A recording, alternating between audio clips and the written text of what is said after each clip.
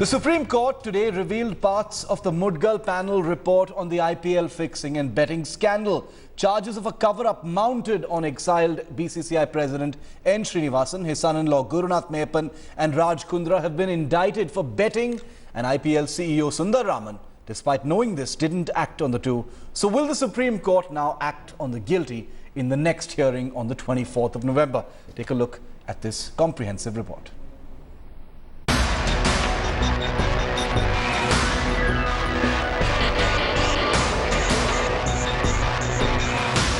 Just hours before BCCI's emergent meet, a lethal blow for President in exile N.Srinivasan.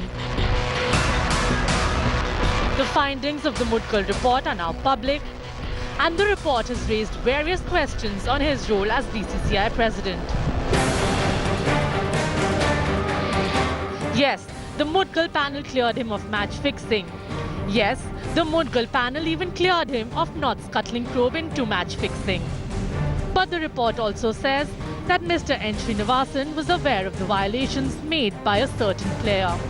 Srinivasan was aware that certain rules were broken under his nose, but he turned a blind eye to all. Mudgal साहब ने openly clear कहा है कि individual 3 के बारे में उनको 4 official BCCI के नॉलेज में था, लेकिन उन्होंने इस बात को छुपा के रखा था। और हरीश साल्वे साहब का शुरू से स्टैंड रहा है कि cover up the corruption is also corruption. The other 3 non-cricketers named in the report also did a lot to shame the gentleman's game. Srini's son-in-law Gurunath Meyyappan was found guilty of betting and passing team information to the bookies, and that he did all of this as a team official. We've seen him sitting with players, we've seen him sitting in those boxes, whatever they called. He's been there all the time.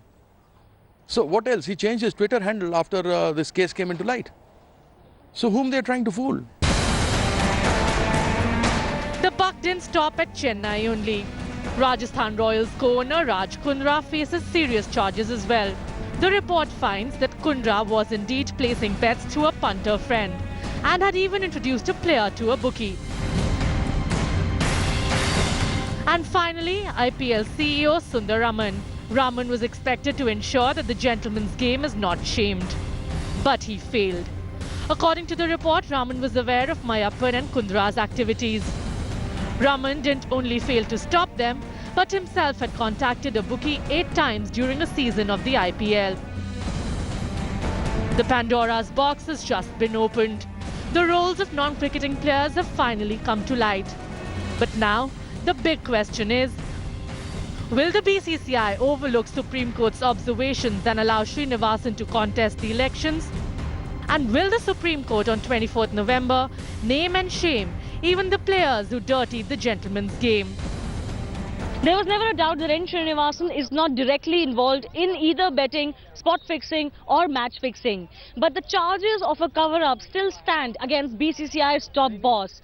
Did he or did he not try to cover up for his son-in-law Gurunath Meyyappan by claiming that he's just a cricket enthusiast? And did he or did he not try to cover up the activities of a certain individual 3 by not taking any action against that player's violation of player code of conduct? These charges will still stick against N.Srinivasan, and it is still not clear whether the way for him has been cleared or not to come back as the BCCI president. With camera person Prabir Biswas in Delhi, Shivani Gupta for Headlines Today. Let's go straight across. I want to bring in Headlines Today's consulting editor with India Today Group on Sports, Boria Majumdar, who's been giving us his insight and analysis on this story right through the day. Boria, what is the charge? I mean, effectively speaking, that sticks to N.Srinivasan at this point of time? You know, as we speculate what the effect could be on him, on the election, will he be able to contest? What is it that sticks to him now? You know, Shiv, the charge is very simple. Excuse me. There was never any doubt that Mr. Srinivasan was not involved in fixing or betting or spot fixing. Nobody was even investigating him for that. The charge from the very first day was simple. Is he involved in cover-up? His Calcutta press conference, 26th of May 2013, Gurunath Meyyappan is a cricket enthusiast. Point number 1. 2-member BCCI High Court panel, 2-member panel, with 2 High Court judges giving everybody a clean chit. Point number 2. Sundar Raman Srinivasan's point man, appointed IPL CEO, wields enormous power within the BCCI. Srinivasan has even taken him into the ICC. Yes. He's part of the ICC anti-corruption unit. To even think that Sundaraman knew and Srinivasan did not is a bit of a far cry. Finally, the Mudgal report says that Srinivasan and other BCCI officials are responsible for turning a blind eye to a violation of the players' code of conduct. The charge is Yes. that of a cover-up. Did he allow wrongdoing to continue under his aegis? That is what the Supreme Court will now have to decide. And on the 24th, when it hears the case again, you know, because this is something that, you know, the cricket fan out there, the enthusiast wants to know about, Boria. Are we ever going to know about the other names, the names of the players that the Supreme Court has so far, you know, disallowed the, you know, the revealing of? Are those names ever going to be made public? Has to, Shiv, because look, if there are clinching evidence against any of these people of wrongdoing, the Supreme Court will have to make these names public, because we are talking of icons. Yes. Now we cannot keep worshipping icons because these are revered men. Absolutely. We cannot keep worshipping these people, you know, who have actually shamed the game. Fact is simple. If they have shamed the game, they need to be shamed. Absolutely. Whoever it is, if they have shamed the gentleman's game, they need to be pulled up and made examples of, so that in future this thing doesn't happen. Because if the names are not revealed and if things are left to go hunky-dory, these people, despite having wronged the gentleman's game, will be continuing, and all of us will be taken for a ride. Fans' faith will be shattered. So no way can the Supreme Court, or for that matter, you know, any lawyer, allow that to happen. If you are guilty, you have to be punished. And it'll be a real pity after all of that, all of this entire investigation exercise, if the guilty really do get away. Boria, thanks very much for joining us this evening on a story that we will continue to make a priority campaign here on Headlines Today. The other big story that we've been tracking, you couldn't have missed it. Narendra Modi's big splash in Sydney. What a day it was, what an event it was. I'm going to hand you over live now to Rahul Kaval, our managing editor, who's in Sydney and who reported from there right through the day. It's over to Rahul.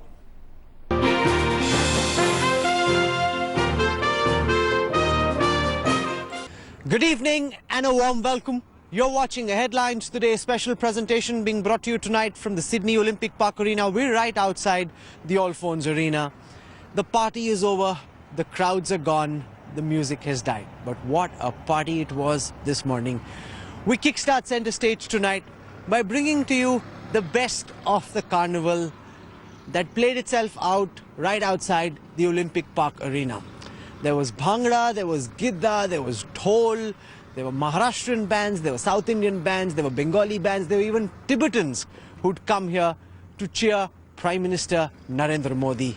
The trend on Twitter is Sydney Storm, and it is for a very good reason. It was Sydney's attempt at outdoing New York. It was the turn of Allphones Arena to play host to Prime Minister Narendra Modi, and Sydney did not disappoint.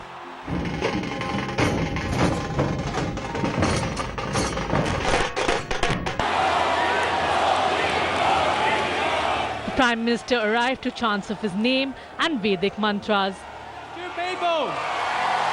And there to welcome him were Indian cricketer Javagal Srinath and Australian fast bowler Brett Lee, along with Australian members of Parliament.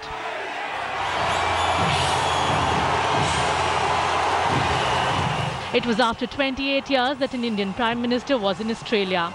And Narendra Modi assured a crowd of more than 20,000 that they won't have to wait that long anymore. मैं आपको विश्वास दिलाने आया हूं,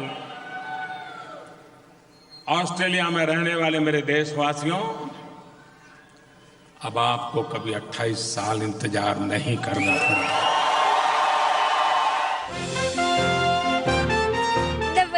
He has spoke about the new India and Swachhta Abhiyan and all. So we all Australian Indian, we are very excited to see our new India. What an inspiration for us, like the way he said about the new India, the way we have to go and the way he wants to involve the youth, that's very important. This is certainly one of the most powerful speeches that we've heard in this country, perhaps in some ways even more powerful than Mr. Obama's speech, although that was much more aimed at an international political audience.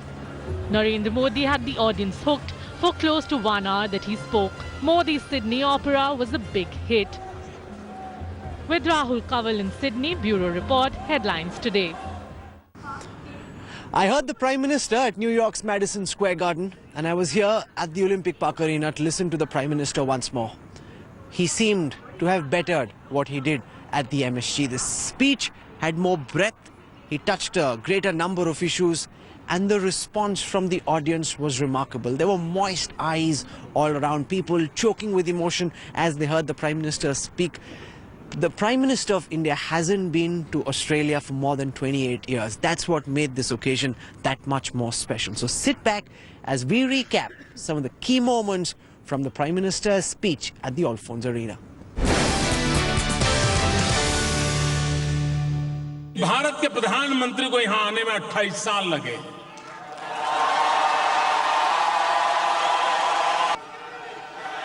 मैं आपको विश्वास दिलाने आया हूं, Australia में रहने वाले मेरे देशवासियों, अब आपको कभी 28 साल इंतजार नहीं करना पड़ेगा।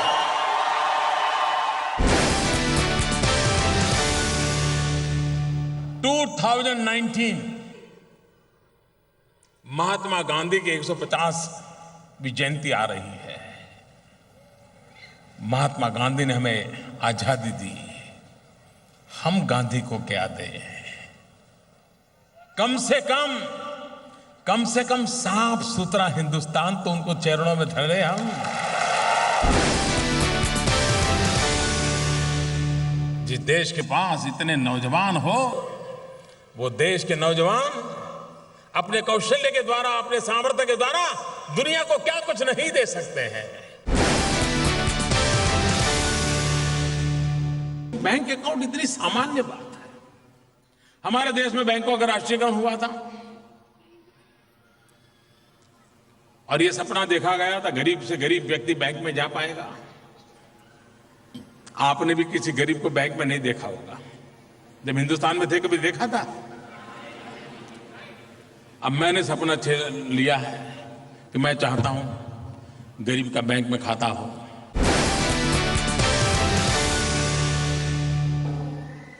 भारत में जो टूरिज्म बढ़ाने के लिए हम चाहते हैं, आप भी ऑस्ट्रेलिया के नागरिकों को कह सकते हैं, वीजा ऑन अराइवल, जिनके पास पीआईओ कार्ड है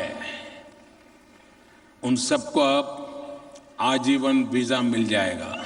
ये पीआईओ और ओसीआई हमने तय किया है कि 8-9 जनवरी जब प्रवासी भारतीय दिवस होगा 2015, उसके पहले मेरी सरकार इस काम को पूरा कर देगी। Today was a very special day for cartoonist Ramesh Chandra. Those who've been following our coverage on Headlines Today would remember him as the cancer-stricken patient who said he was very keen on meeting the Prime Minister but had nobody who would take him to the Alphonse Arena. Well, today it seemed as if every Indian in Sydney wanted to bring Ramesh Chandra to the Alphonse Arena. He was here.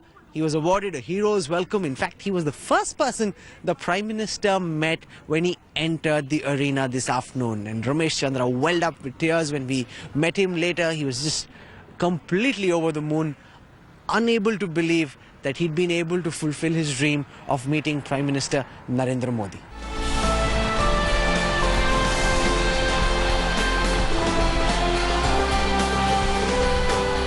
What you're looking at is a dream fulfilled, and Aam Aadmi's one wish, hesitantly expressed but fully granted. To meet the Prime Minister. What a great meeting of two people. Last week in Sydney, Ramesh Chandra, a cancer patient with a dream to meet the Indian Prime Minister, told Headlines Today how he wished he could attend the Sydney Gala but had no one to take him.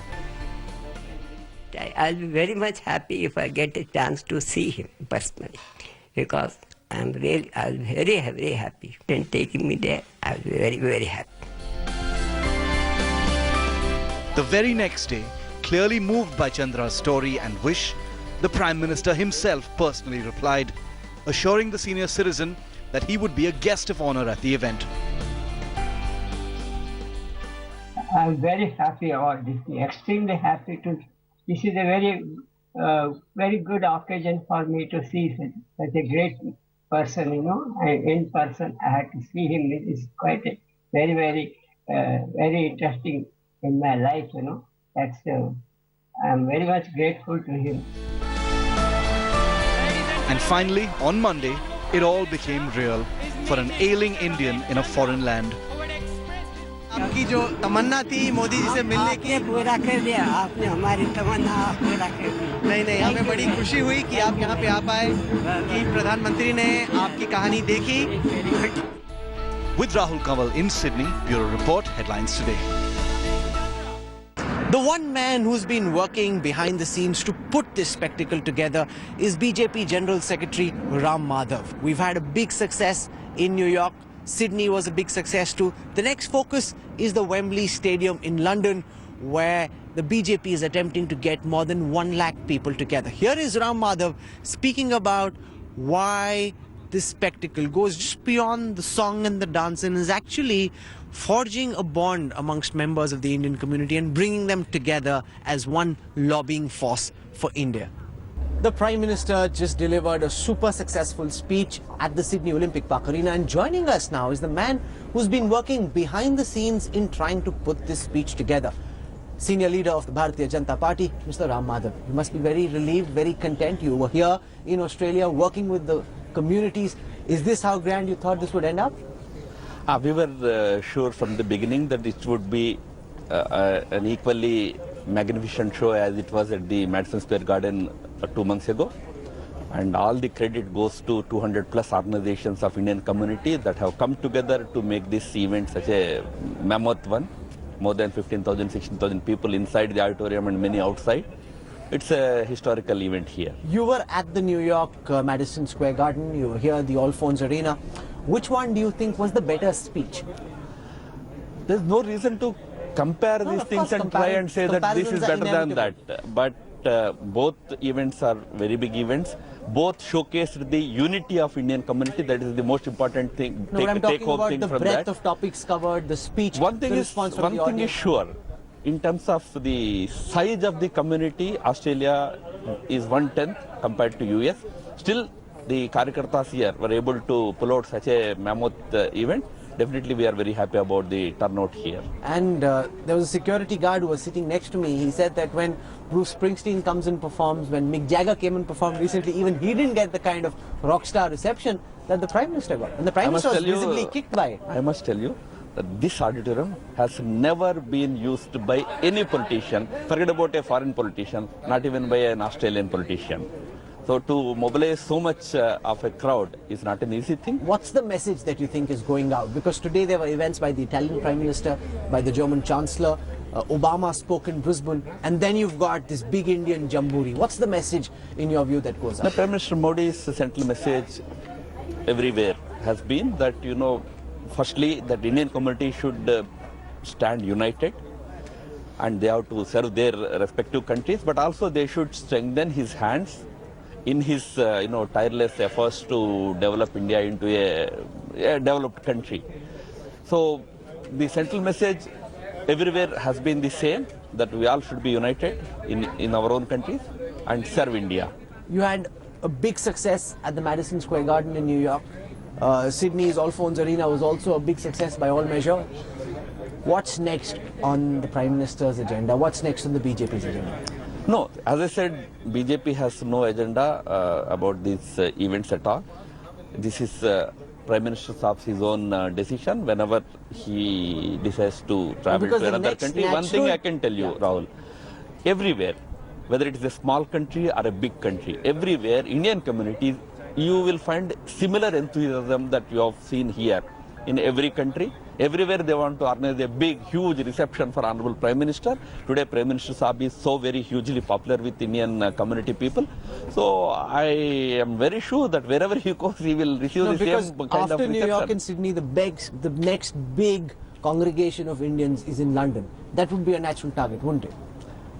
Obviously, but when will Honorable Prime Minister decide to go there? What will happen there? I don't know. Do you think London will be able to outdo both Sydney and New York? Do you think you can outdo Sydney and New York in London? No, the community there is very enthusiastic about doing a very mega event, much bigger than the one that we have seen in two places. Do you think you can hit like a 1 lakh target at Wembley Stadium, for example? No, I can't talk about it because why not? Why not? You think 1 lakh people at Wembley Stadium chanting Modi, Modi is something which... Seeing the enthusiasm in London. And there's so many more Indians there. Yeah, of course, yes.